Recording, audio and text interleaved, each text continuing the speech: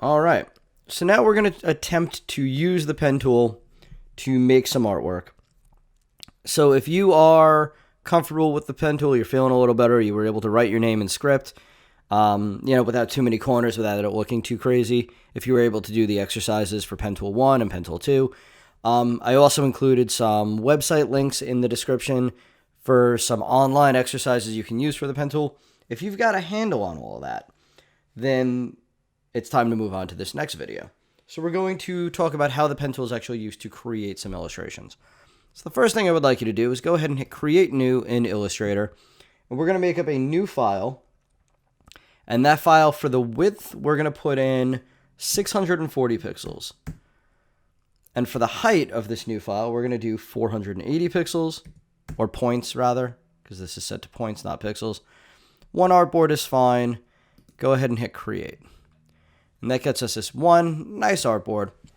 And we're going to now talk about placing external files. So I gave you a file called scooby.jpg in those class files. What I would like you to do is go to File and choose Place in Illustrator. Not Open, but Place. And that means we're going to go get a file to put in here. So I'm going to go to those Illustrator files, grab my scooby.jpg, and hit Place. And now you're going to notice that I have this tag along with my cursor. If I click once, it'll just drop that tag or that image attached wherever. Or I can click once again. I'm going to do the quick key for place, Command Shift P. I can also click in an area and drag out. And there you go. So I want you to do that. Now, you'll notice I didn't distort it. Some people like to bring their images in. It'll be a little smaller. And then they'll go, oh, okay.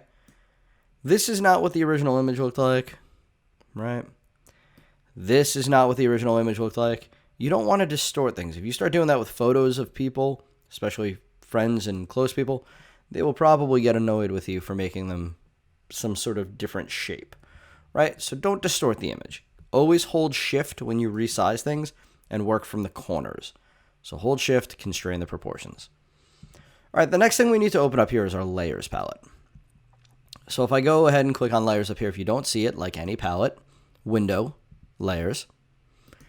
And we can talk about how these layers are set up, but right now, the easiest thing we can do is we know we don't want to mess with this. This is our original layer.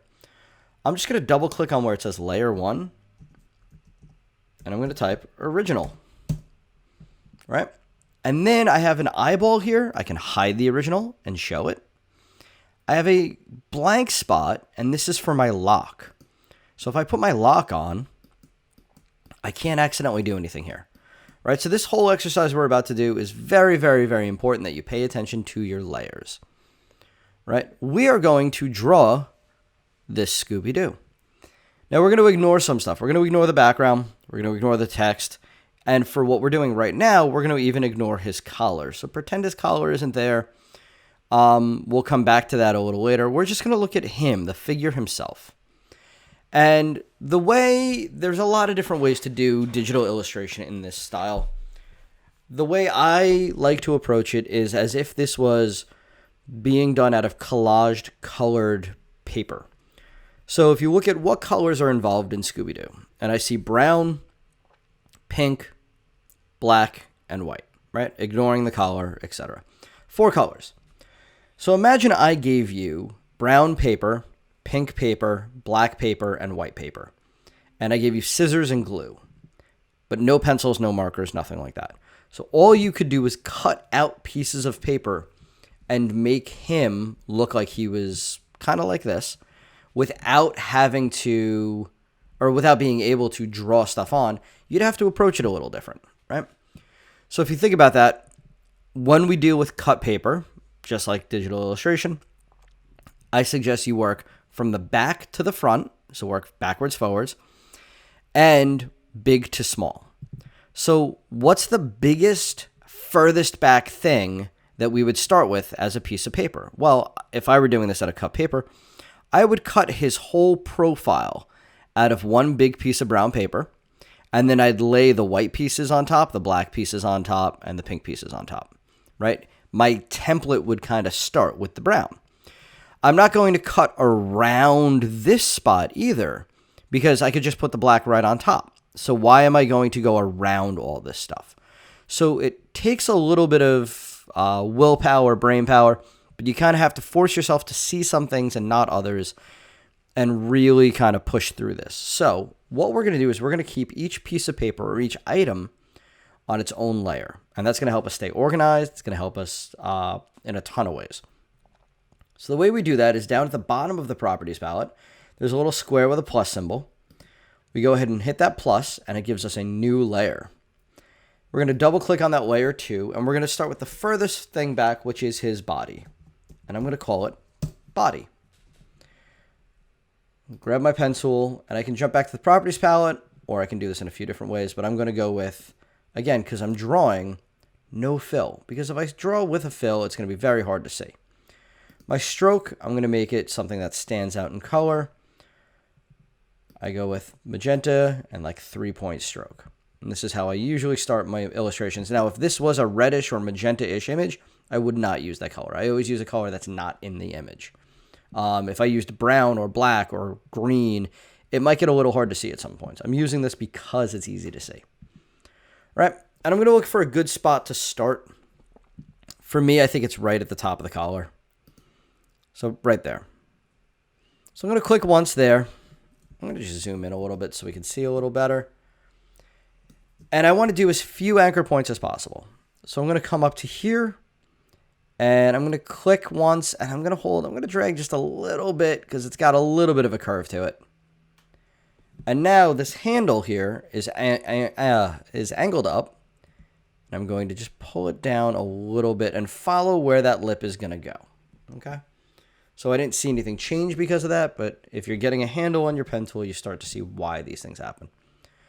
The next hard change point is the corner of the mouth because I need to go in here and then back out. I'm not going to go all the way around the teeth. It's a brown piece of paper. I wouldn't cut around that and then try to fit this one in it.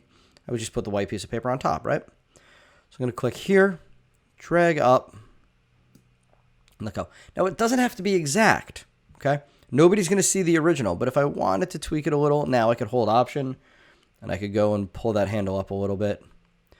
But it's not going to be exact. Nobody can see the original. We're going to hide the original when we're done. So we're not worried about that. Next thing I'm going to do is just pull that handle out that I have here and just move it so it's going out that way a little bit. So just holding Option and dragging out. And now I know that this line's going to come out here a little bit. And where can I go with this? I'm going to try to get as far as where the nose and the mouth or the kind of snout meet. And I think that's pretty good for most of that line. It's a little shy here, but again, if I hold Option and I pull out a little bit, I can kind of correct that. Holding Option, pull in a little bit, correct that. Don't try to get it perfect the first time. It's fine. Right. Now, I have 3 options here. I can go around this and try to match the outside of the nose. I can go inside and try to match the inside of the nose. Or I can do the smart way, which is ignore it for the most part. I might have a little bit of a curve to it, but I'm not really worried about it because I know it's going to be covered up later. Right? And now I just come in here. So now I have used 1, 2, 3, 4, 5, 6 anchor points so far. And I have almost half of him. Half of his profile done. I'm going to ignore the eyebrows. I'm going to kind of go like where I imagine that his head and the ear meets. Imagining it's about there. I'm just going to cup in a little bit. Hold Option and move this handle out because I know this ear comes out. And bend that ear in a little bit. So now if I hold Option again and I pull this out, pull this down, I can get that ear shape in just those 2 points. And if you have to use one more, that's fine. You should eventually be able to kind of get it to a point like that. I'm going to pull up like this. There you go. And you could do this in 2 ways. You could put a point there and a point here, or you could get really ambitious try to pull this down a little bit. Put this here. And use those 2 points to kind of contradict each other in S-curve, like that. So that's 1 point at the top and 1 at the bottom. Or again, you can put 1 in the middle. You're just trying to get that shape as best you can. Now, the less points you use, the less memory this will be. All right? The smaller your file size, the easier this will be to deal with. There's a lot of reasons we want less anchor points. And also the smoother it'll be. When we get to the eyes, we'll talk about that. But you can make a circle with your pen tool. And you could use an infinite amount of points. Or you can just use 4 points. It's the least amount possible. And that's really what you want in terms of efficiency. All right, so I did 1, 2, 3, 4, 5 for the ear. Just going to pull this handle back out a little bit. Drag down.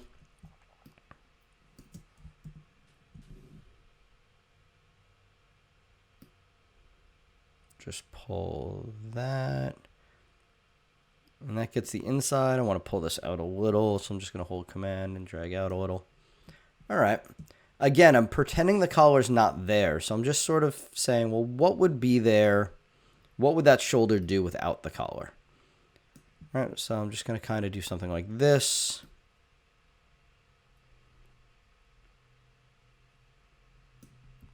And then I can pull this in more to get those lines to match. I'm going to click once on that again to kill that anchor point. Try to line up as best I can underneath. And there. So I'm ignoring the collar. I'm ignoring the tag. I'm ignoring a lot of that. And there you go. That gives me a solid shape. Now, a lot of students tend to start and stop. So they'll do a couple lines and they'll stop. And they'll do a couple lines and they'll stop. And they'll do a couple lines and they'll stop. And I'm just going to show you why that doesn't work well. Right now, if I were to hit swap color, I get this solid pink outline, right? Now, some students, or beginners, I should say, will start a little different than that. I'm just going to make a copy real quick. I just held Option, dragged out a copy. We have some scissor tools, so I'm just going to clip some pieces just to kind of show that this is what a couple students I've seen do over the past.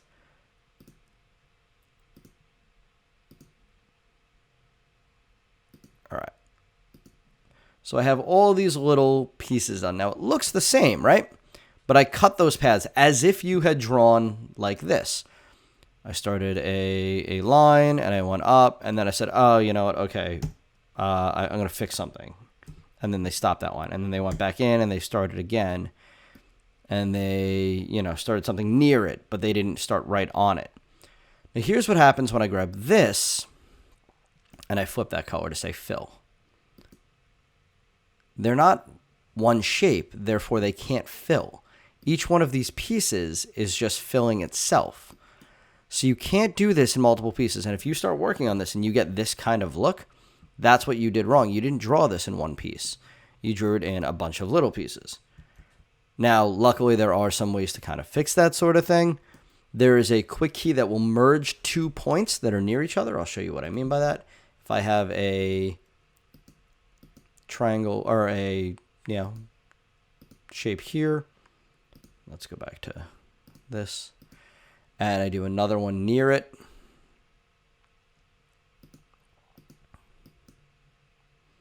If I bring these two near each other, that should be close enough. And grab both of them. If I hit Command J, it unifies those two things into 1 point. Don't rely on that, but it's a nice kind of cleanup if you have to. Same thing with this guy. If I needed to fix it, I could probably drag this nearby. While that looks okay, they're not actually connected. Command J, and now they should actually be fused, and now it's 1 point. Yep. All right. So keep that in mind for using some basic pen tool technique. All right. I'm going to lock this layer so I don't accidentally work on it. And I'm going to make a new layer. And that new layer, I'm going to keep working back to front, big to small. The next biggest thing I see is the nose. All right, so I'm going to work on the nose, grab my pen tool, zoom in nice and close. Start here. 3, 4 points, something like that. You should be able to do this.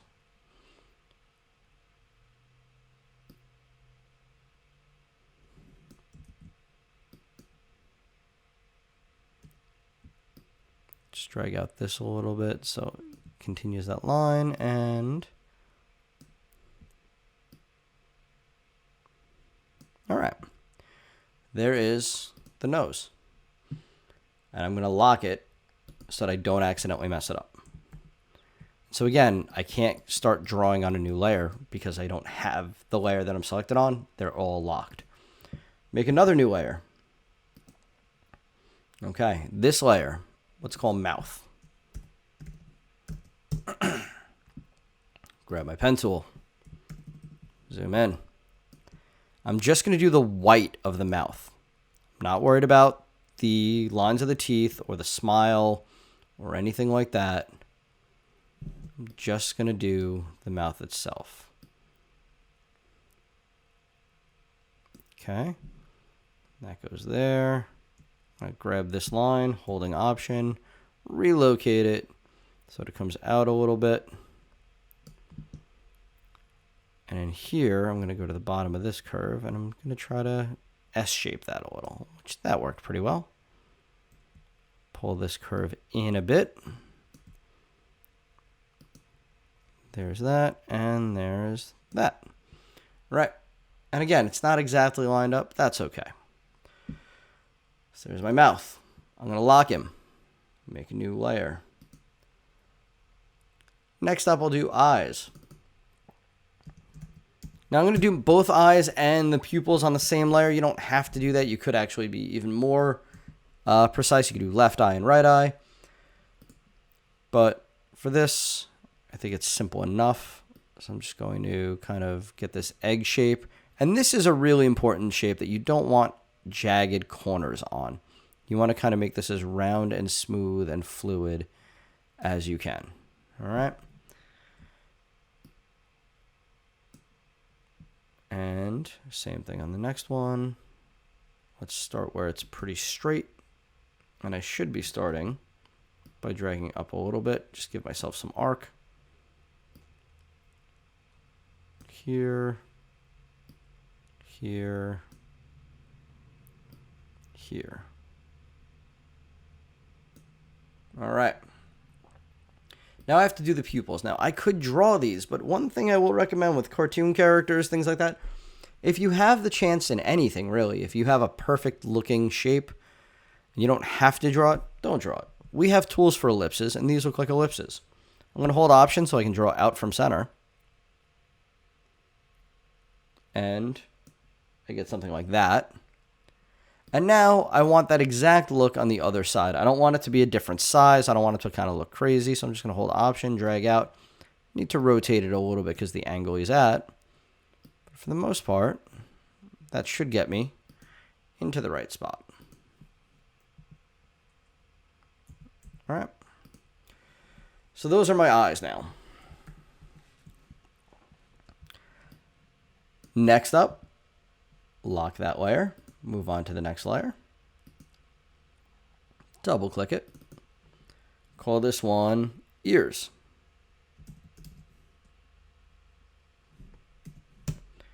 And I'm just going to do the pink shape of the ear. Nice and easy. Start here. One line straight down. Flip that back up. You might be able to get away with doing that in just 2 anchor points. It's kind of got this leaf shape to it. And the more you do this, the more you'll get comfortable with it, and you'll be able to kind of play around. All right, same thing here. I'm going to click, drag up a little. Give me that leaf shape. Hold the Option. Flip it down. Click in. All right. Lock this one and go to eyebrows.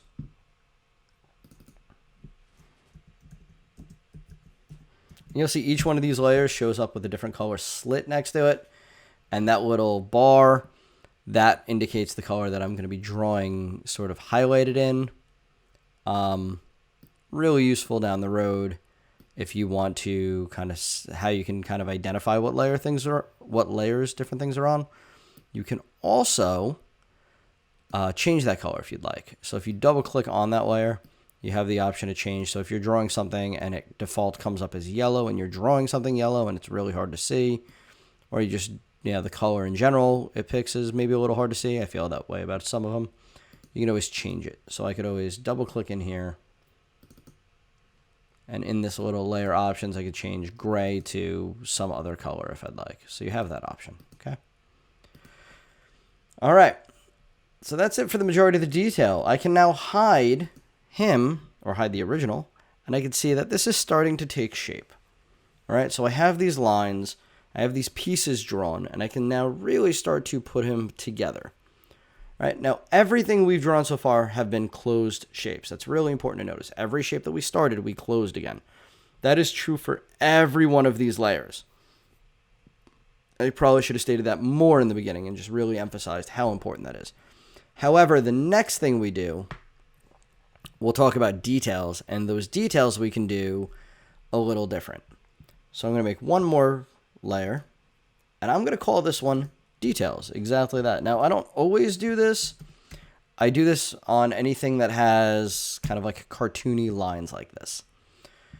I'm going to grab my pen tool, and just like those pen tool exercises I gave you, we're just going to look for any black line that does not have magenta on it, and we're going to try to draw it. So, for example, we're going to go from here to here,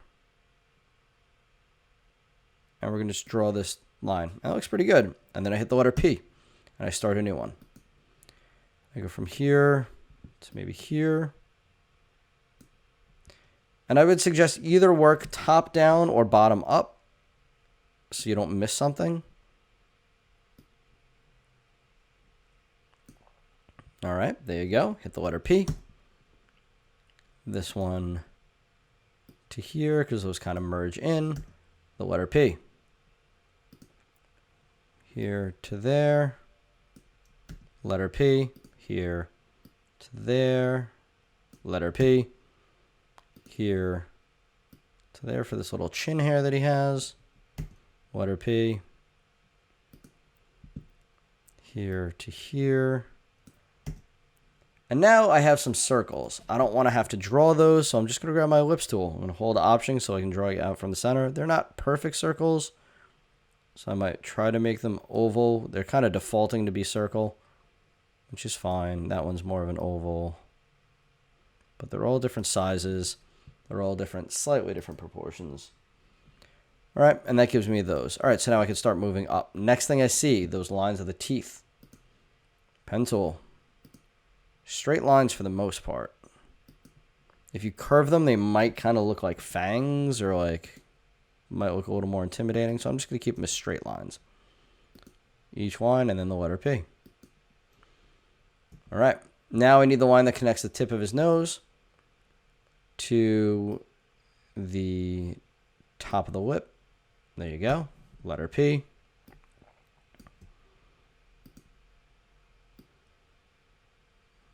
There's the top of the smile line.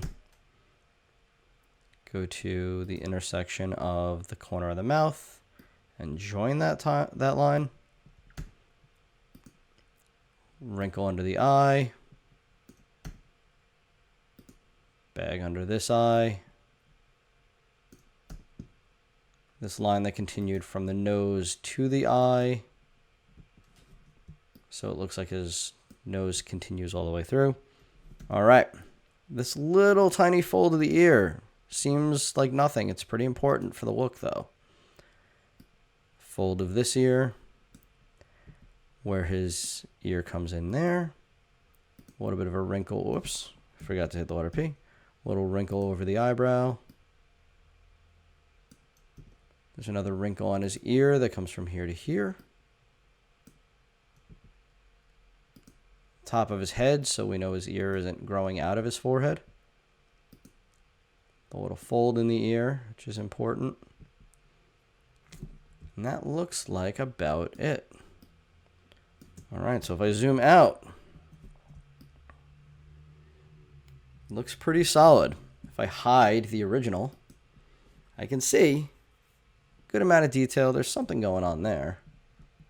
Ah, I still had that selected. That was why. Just click off of that. All right, and there he is. So that is using the pen tool to draw all the basic shapes required to make a simple cartoon character. All right, in the next couple videos, we'll talk about color and kind of finishing touches and really kind of bring this home. But hopefully you guys are able to get that. Now, each of these layers is stacked in a particular order. We can't really tell right now, but don't change the order, specifically making sure that the original is on the bottom. The reason, if I give you an idea, is if I pull this up top, say above eyes and mouth, now you can't see that stuff because this is literally the order of the pieces of paper that I discussed, right? So starting from the back, if this is in the back, he's the furthest down, then the body. If I put the body up here, right now we won't see any major change, but that would, when we fill in the color, totally mess things up. So make sure we worked our way from the bottom up, and that when you hide each layer, body is on, and you could do this, just drag up and show just body. Yep, that's just the body. Just the nose, yep. Just the mouth, yep. Just the eyes, just the ears, just the eyebrows, just the details. It's just kind of creepy by itself. And if you drag down all of them, you'll get that whole thing back. All right? Once you get to that spot, make sure you save. All right, so File, Save, or Command S, or on a PC, Control S, and we can go into the next set of details. All right?